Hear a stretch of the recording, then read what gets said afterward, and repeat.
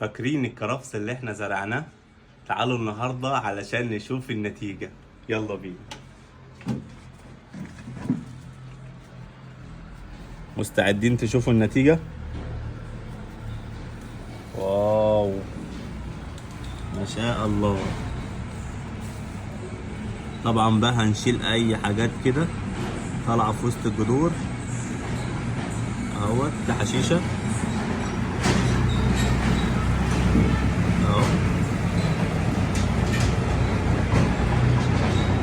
النبات ما شاء الله 100. وطبعا عشان عندي كذا قصريه بنفس اللون فانا هتلخبط انا زارع ايه في ايه، فهجيب القلم واكتب عليها.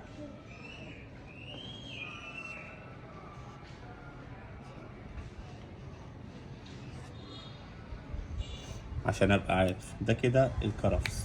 في الفيديو اللي قبل كده عرفتكم طريقة زراعة الزعتر، كنا من 8 ايام. النهاردة بعد 8 ايام تعالوا نشوف النتيجة بتاعتنا وصلت لحد فين. طبعا انا ما سقيتوش ولا جبت ناحيته مية ولا مرة، لكن تعالوا نشوف.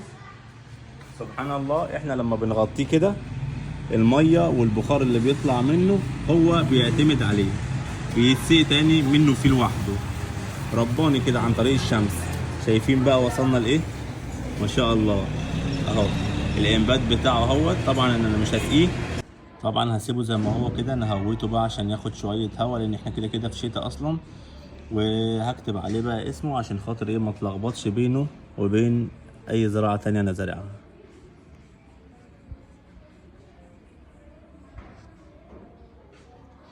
اهو.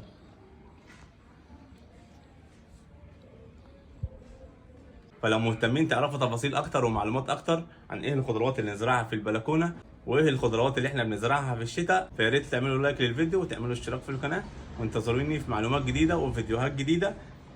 مع انس فر، سلام.